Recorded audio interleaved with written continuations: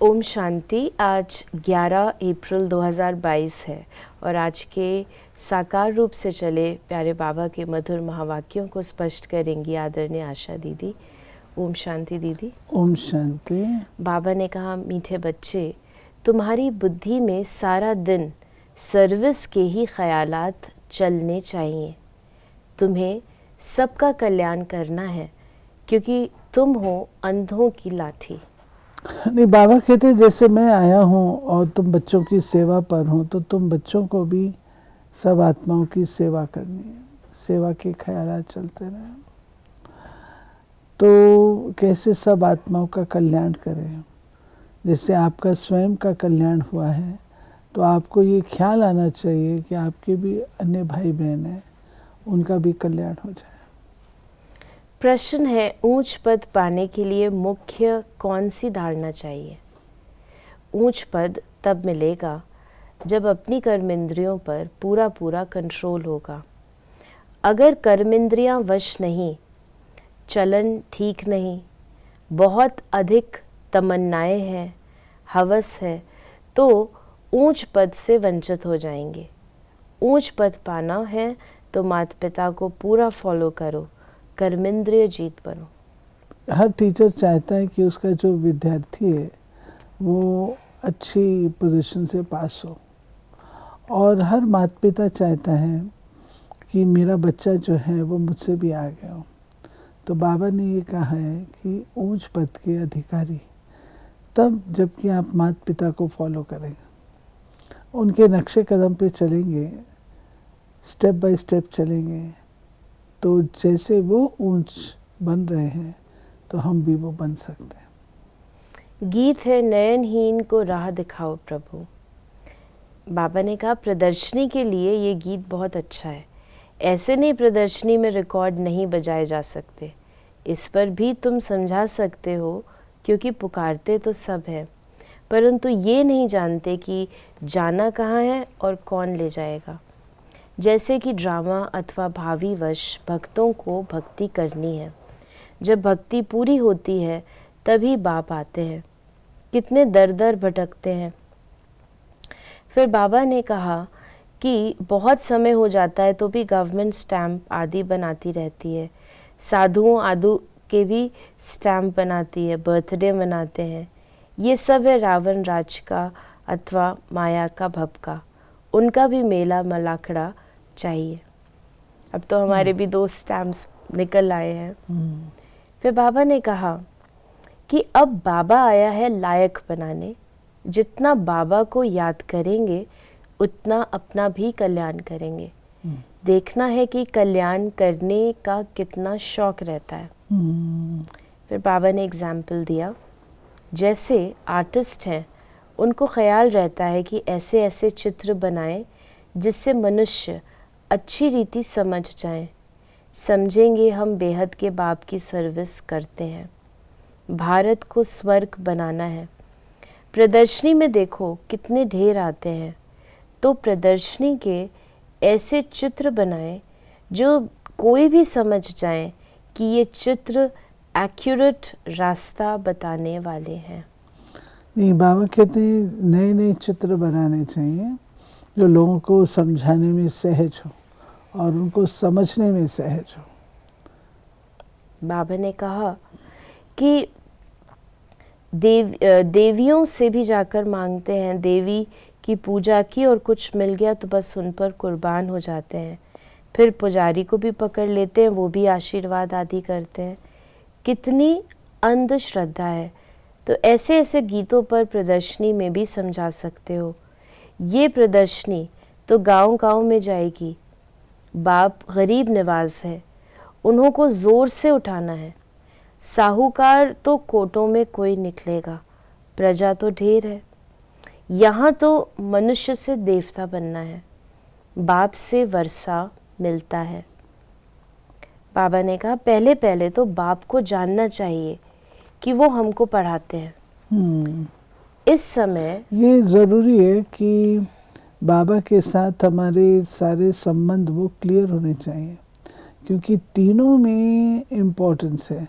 बाप रूप में वो हमारी पालना करते हैं, तो वो जो आत्मा के अंदर एक प्यार की जिज्ञासा रहती है, प्यार पाने की पिपासा रहती है, तो वो बाप रूप से हमको देता है, बाप पालना करता है। टीचर के रूप से बाबा हमको सर्वोत्तम पढ़ाई पढ़ाता है। तो वो जो जिज्ञासा होती है आत्मा के अंदर कि मेरी अधिक से अधिक उन्नति हो, अधिक से अधिक मुझे, तो वो टीचर के रूप से पूरी होती है। और सद्गुरु के रूप से मेरे जो कुछ जीवन में किया है उसके बाद मुझे इसका उजूरा मिले, यानी मैं रिज़ल्ट अच्छी मेरी रहे, सारे जीवन की जो रिज़ल्ट है वो सद्गुरु के हाथ में है। तो श्रीमत पर चलेंगे तो वो। फिर बाबा ने एक दूसरा गीत बतलाया कि एक दूसरा गीत भी है इस पाप की दुनिया से, वो भी अच्छा है। ये पाप की दुनिया तो है ही। भगवानुवाच, ये आसुरी संप्रदाय है, मैं इनको दैवी संप्रदाय बनाता हूँ। फिर मनुष्यों की कमेटियाँ आदि ये कार्य कैसे कर सकती हैं? यहाँ तो सारी बात ही बुद्धि की है। भगवान कहते हैं तुम पतित हो, तुमको भविष्य के लिए पावन सो देवता बनाता हूँ। इस समय सभी पतित हैं। पतित अक्षर ही विकार पर है। बाबा ने कहा कि सतयुग में वाइसलेस वर्ल्ड थी, ये है विशेष वर्ल्ड। कृष्ण को 16,108 रानियां दे दी हैं, ये भी ड्रामा में नूंद है। फिर बाबा ने कहा कि बाप समझाते हैं तुमको अब अंधों की लाठी बनना है। जो खुद ही सज्जे नहीं हैं वो फिर औरों की लाठी क्या बनेंगे? भल करके ज्ञान का विनाश नहीं होता। एक बारी माँ बाप कहा तो कुछ ना कुछ मिलना चाहिए, परंतु नंबरवार पद तो है ना, चलन से भी कुछ मालूम पड़ जाता है। फिर भी बाबा ने कहा पुरुषार्थ कराया जाता है, ऐसे नहीं कि जो मिला सो ठीक। पुरुषार्थ से ऊंच प्रारब्ध मिलनी है। बिगर पुरुषार्थ तो पानी भी ना मिले। इसको कर्म क्षेत्र कहा जाता है। यहाँ कर्म बिगर मनुष्य रह ना सके। फिर बाबा ने हम पुरुषार्थ को बाबा महत्व देते हैं। बाबा कहते हैं, कई बच्चे कहते हैं जो ड्रामा में होगा, जो हमारे भाग्य में होगा वो हमको मिल जाएगा। तो बाबा कहते हैं ये तो राइट एटीट्यूड नहीं है। जो ड्रामा में होगा नहीं, जो आपके पुरुषार्थ से आप प्राप्त कर सकेंगे वो इम्पोर्टेंट है। बाबा ने कहा कि कर्म संन्यास अक्षर ही रॉन्ग है। बहुत हट करते हैं, पानी पर आग पर चलना सीखते हैं, परंतु फायदा क्या मिला? मुफ्त आयु गवाते हैं। भक्ति की जाती है रावण के दुख से छूटने के लिए, छूट कर फिर वापस जाना है, इसलिए सब याद करते हैं हम मुक्ति धाम में जाएं अथवा सुख धाम में जाएं, दोनों ही पास्ट हो गए हैं। भारत सुख धाम था, अब नर्क है तो नर्कवासी कहेंगे ना। तुम खुद कहते हो फलाना स्वर्गवासी हुआ। अच्छा, तुम तो नर्क में हो ना। हेवन के अगेंस्ट हेल है, बाकी वो तो है शांति धाम।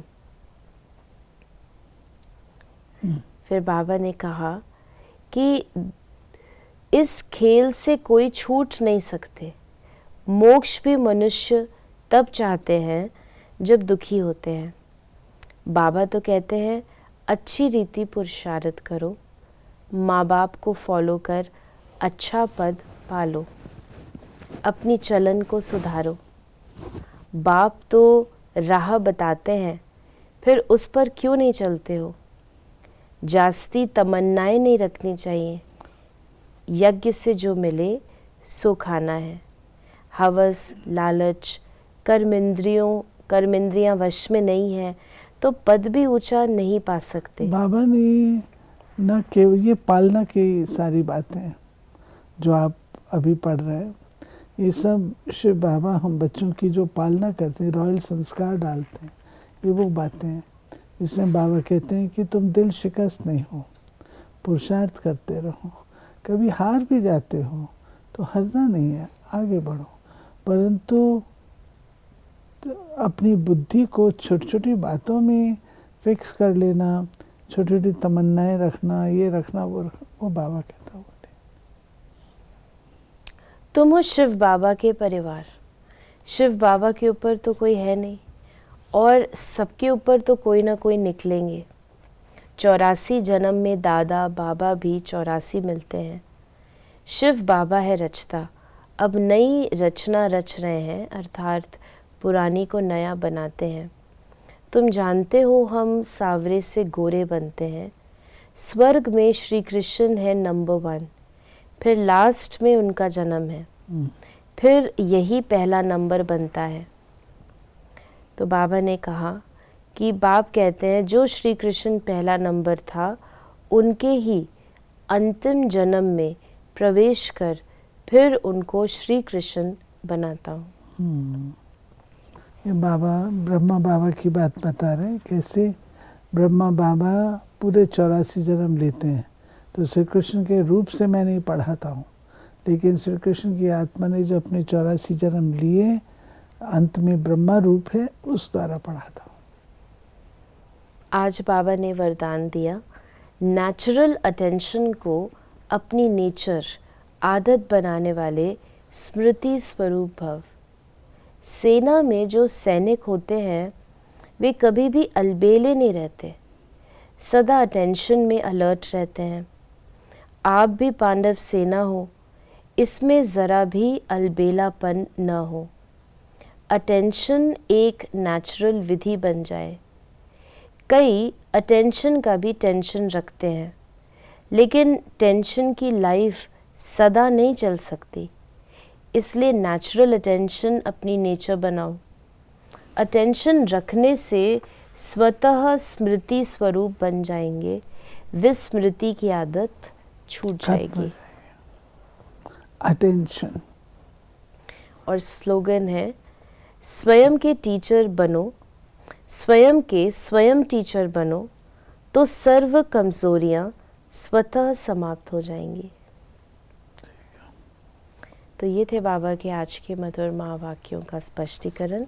अगर आपके मन में कोई भी सवाल है तो उसे मैसेज या व्हाट्सएप मैसेज करें 8826599309 पर। ओम शांति।